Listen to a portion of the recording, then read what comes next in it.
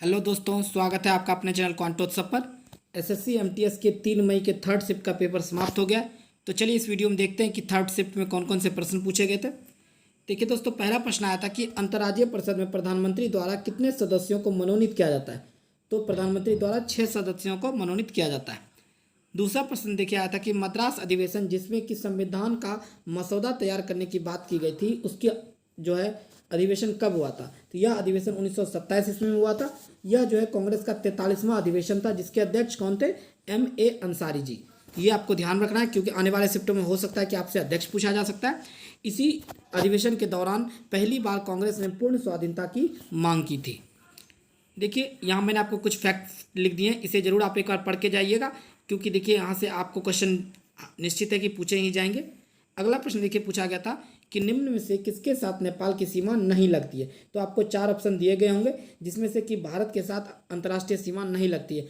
Actually क्या बात है कि दोनों के बीच में जो है कोई सीमा नहीं है, ये एक जो है आपको खुला अंतर्राष्ट्रीय सीमा है, यानी आप आसानी से इधर से उधर जा सकते हैं। तो ये फैक्ट आपको ध्यान रखना है दोस्तों। लेकिन अगर आने वाले शिफ्टों में आपसे पूछा जाए कि जो नेपाल की सीमा है भारत के किस किस राज्य से लगती है, तो उत्तराखंड के साथ, उत्तर प्रदेश, सिक्किम, पश्चिम बंगाल और बिहार के साथ। अगले प्रश्न की ओर बढ़ते हैं। देखिए अगला प्रश्न है, सबसे ठंडी पवन कौन सी है। तो सबसे ठंडी पवन में देखिए मिस्टल, बोरा, बर्फीला तूफान, लेवेंटर और टेम्पेरो इत्यादि आते हैं। ये आपको ध्यान रखना है। मनुष्य के अमाशय में कौन सा अम्ल बनता है। तो हाइड्रोक्लोरिक अम्ल, जिसका फॉर्मूला होता है HCl। ये फैक्ट भी आपको ध्यान रखना। देखिए एक साइंस से क्वेश्चन आता है कि न्यूटन का प्रथम नियम को किस नियम से जाना जाता है। तो आप दोस्तों ऑप्शन में बताइएगा कि क्या क्या ऑप्शन में था। जो है प्रथम नियम को जड़त्व का नियम भी कहते हैं, या फिर इसे गैलीलियो का भी नियम कहा जाता है। तो ये भी आपको ध्यान रखना है। देखिए प्रथम गति नियम होता क्या है कि कोई भी वस्तु अगर विरामावस्था में है या गतिमान है, तो वह अपने पूर्वावस्था में ही तब तक रहेगी जब तक कि आपको जो है बाहरी बल उस पर कार्य ना करे। ये आपको ध्यान रखना है। देखिए मैंने आपको लिख दिया कि प्रथम नियम को गैलीलियो का नियम या जड़त्व का नियम भी कहते हैं। प्रथम नियम से ही देखिए बल की परिभाषा मिलती है। द्वितीय गति नियम और तृतीय गति नियम को भी मैंने यहाँ आपको लिख दिया है, आप इसे एक बार जरूर पढ़ के जाइएगा। देखिए अगला प्रश्न है दोस्तों कि 2024 का दक्षिणी एशियाई खेल किस देश में होगा। तो यह भारत में होगा। महाबलीपुरम स्मारक किस वन से संबंधित है। यह पल्लव वन से संबंधित है।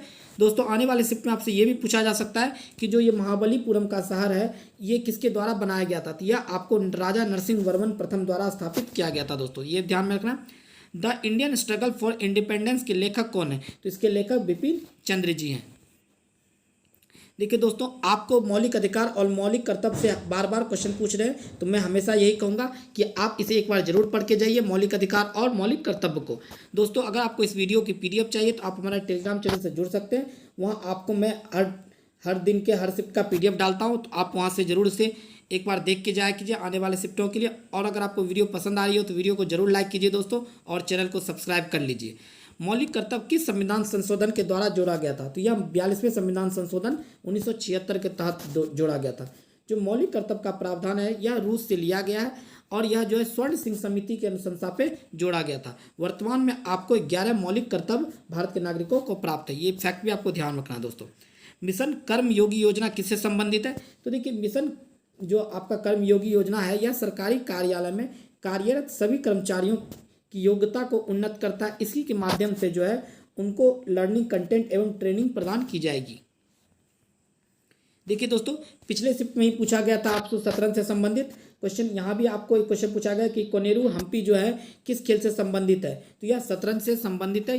इनका संबंध आंध्र प्रदेश के गुरुवारा जिला से। दोस्तों इन्होंने 1997, 1998 और 2000 में जो है विश्व युवा शतरंज चैंपियनशिप क्रमशः 10, 12 और 14 वर्ष की लड़कियों के वर्ग में 3 स्वर्ण पदक जीते हैं। ये फैक्ट भी आपको ध्यान रखना है दोस्तों। देखिए अगला प्रश्न है दोस्तों कि फर्न्स और फर्न सहयोगी समूह जो है, जो आपका पादप जगत होता है, पादप जगत के किस समूह से संबंधित है। तो यह टेरिडोफाइटा से संबंधित है। अगर आपसे पूछा जाए कि कौन कौन से पादप जगत होते हैं, तो जरा उसको देख लेते हैं हम लोग। जो प्लांट किंगडम है इसे 2 भागों में दोस्तों बांटा गया है। एक को कहते हैं हम लोग क्रिप्टोगेमिया, यानी आप इसे लिख सकते हैं अपुष्पोद्वित, और दूसरा होता है दोस्तों फेनेरोगेमिया, इसे हम लोग पुष्पोद्वित के नाम से जानते हैं। जो ये क्रिप्टोगेमिया होता है, या दोस्तों बीज रहित पौधा होता है, इसमें जो होता है बीज नहीं होते हैं, और जबकि यह बीज सहित पौधा होता है, इसमें बीज होता है दोस्तों, ये आपको ध्यान रखना है।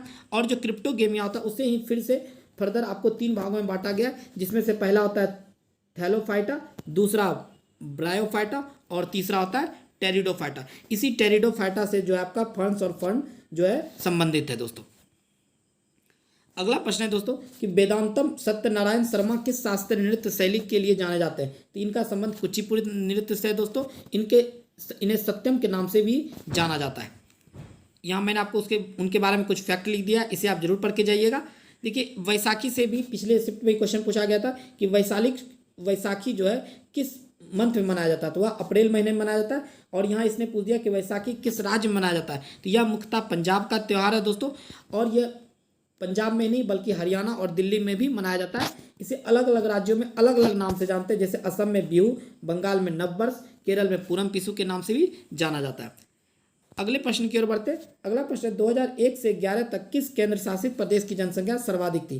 तो यह दिल्ली की जनसंख्या सर्वाधिक थी और इसकी जनसंख्या कितनी है? 1.67 करोड़। अगला प्रश्न है दोस्तों कि 1894 में दक्षिण अफ्रीका में महात्मा गांधी ने किसकी स्थापना की थी? तो उन्होंने नटाल कांग्रेस की स्थापना की थी, ये आपको ध्यान रखना है।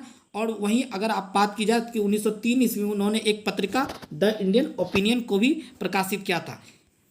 1904 ईस्वी में उन्होंने दक्षिण अफ्रीका में ही फिनिक्स आश्रम की स्थापना की थी। 1906 में उन्होंने प्रथम सत्याग्रह जो है शुरू किया था, जो कि सत्य और अहिंसा के माध्यम पर आधारित था। तो यहाँ मैंने आपको गांधी जी से संबंधित सारे फैक्ट लिख दिए, इसे एक बार जरूर पढ़ के जाइए, क्योंकि आने वाले शिफ्ट में आपको यहाँ से क्वेश्चन 100% देखने को मिलेंगे दोस्तों।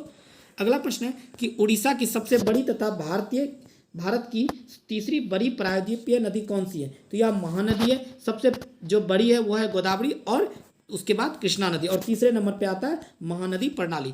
तो दोस्तों आपको मैंने इतने प्रश्न आज मुझे मिले। अगर आपका भी शिफ्ट में एग्जाम है तो आप अपने क्वेश्चन जरूर मुझे सेंड कीजिए, ताकि जो मैं PDF प्रोवाइड करवाता हूँ उसमें अधिक से अधिक क्वेश्चन आपको मैं अटैच करके दे सकूँ। तो चलिए दोस्तों, आई होप वीडियो पसंद आई होगी। वीडियो को शेयर कीजिएगा और चैनल को सब्सक्राइब कर लीजिए। मिलते हैं अगले वीडियो में, तब तक के लिए जय हिंद, जय भारत।